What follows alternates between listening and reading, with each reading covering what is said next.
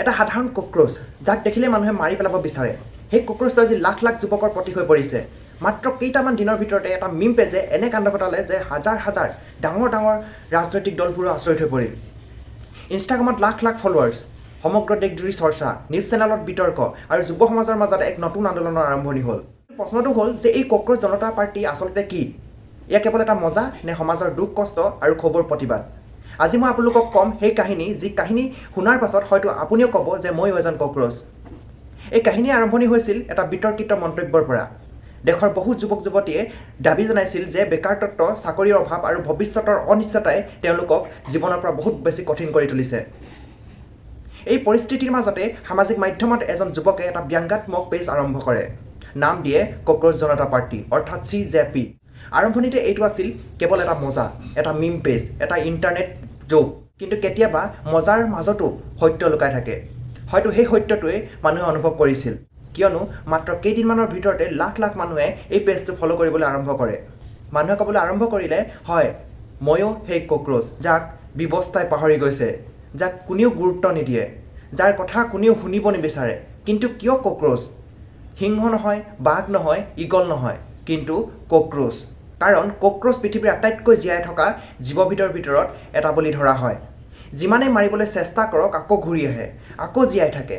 আৰু হয়তো বহু যুৱক যুৱতীয়ে নিজৰ জীৱনটো সেই একে অনুভৱ কৰিছে বাৰে বাৰে ব্যৰ্থতা বাৰে বাৰে হতাশ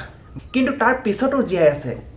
সংগ্ৰাম কৰি আছে আশা এৰি দিয়া নাই সেইবাবে কক্ৰোচটো কেৱল এটা পোক পতংগ নহয় ই এটা প্ৰতীক সংগ্ৰামৰ প্ৰতীক বাচি থকাৰ প্ৰতীক আৰু হাৰ নমনাৰ মনোবলৰ প্ৰতীক এতিয়া অলপ নিজৰ জীৱনৰ কথা ভাবক এজন যুৱকে স্কুলত পঢ়ে কলেজত পঢ়ে ডিগ্ৰী লয় পৰীক্ষা দিয়ে ইণ্টাৰভিউ দিয়ে দিন ৰাতি পৰিশ্ৰম কৰে কিন্তু চাকৰি নাপায় বছৰ পিছত বছৰ ধৰি কাটি হয় বয়স বাঢ়ি যায় সপোনবোৰ সৰু হৈ আহে পৰিয়ালৰ আশা বাঢ়ি যায় বন্ধুসকল আগবাঢ়ি যায় আৰু তেওঁ নিজকে সুধিবলৈ আৰম্ভ কৰে মোৰ ভুলটো ক'ত আছিল এই প্ৰশ্ন আজি লাখ লাখ যুৱকৰ যেতিয়া মানুহে নিজৰ সমস্যাৰ কথা ক'বলৈ কোনো মঞ্চ নাপায় তেতিয়া তেওঁলোকৰ সামাজিক মাধ্যমত নিজৰ কণ্ঠ বিচাৰে হয়তো সেইকাৰণে আজি কক্ৰোচ জনতা পাৰ্টিৰ মিম ব্যংগ আৰু পোষ্টবোৰ বহু মানুহে হৃদয় স্পৰ্শ কৰিছিল কাৰণ সেইবোৰ কোনো মজা নাছিল সেইবোৰ আছিল ক্ষোভ সেইবোৰ আছিল হতাশা সেইবোৰ আছিল অপূৰণীয়া সপোনৰ প্ৰতিধ্বনি তাৰপিছত যিটো ঘটিল সেয়া কোনেও কল্পনা কৰা নাছিল দেশজুৰি চৰ্চা হ'ল সংবাদ মাধ্যমত আলোচনা আৰম্ভ হ'ল লাখ লাখ মানুহে নিজৰ মতামত প্ৰকাশ কৰিবলৈ আৰম্ভ কৰিছিল কিছুমানে ক'লে এইটো যুৱ সমাজৰ নতুন কণ্ঠম্বৰ আন কিছুমানে ক'লে এইটো কেৱল এটা ভাইৰেল ট্ৰেণ্ড কিন্তু এটা কথা নিশ্চিত ই সমগ্ৰ দেশক এটা প্ৰশ্ন সুধিবলৈ বাধ্য কৰাইছিল যুৱ সমাজৰ কথা আচলতে কোনে শুনিছে বন্ধুসকল আজিৰ ভিডিঅ'টো কক্ৰোচ জনতা পাৰ্টিৰ বিষয়ে হ'লেও আচলতে কথাটো আপোনাৰ বিষয়ে মোৰ বিষয়ে আমাৰ সকলোৰে বিষয়ে জীৱনত বহুত সময়ত মানুহে আপোনাক তুচ্ছ বুলি ভাবিব কোনোবাই ক'ব তুমি নোৱাৰিবা কোনোবাই ক'ব তোমাৰ কোনো মূল্য নাই আৰু কোনোবাই ক'ব তুমি ব্যৰ্থ কিন্তু মনত ৰাখিব মানুহে আপোনাক কি কয় সেয়া গুৰুত্বপূৰ্ণ নহয় আপুনি নিজৰ বিষয়ে কি ভাবে সেইটো গুৰুত্বপূৰ্ণ কক্ৰোচ সকলোৱে ঘিণ কৰে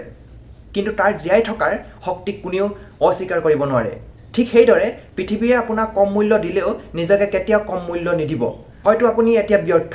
হয়তো আপুনি এতিয়া বেকাৰ হয়তো আপোনাৰ সপোন এতিয়াও পূৰণ হোৱা নাই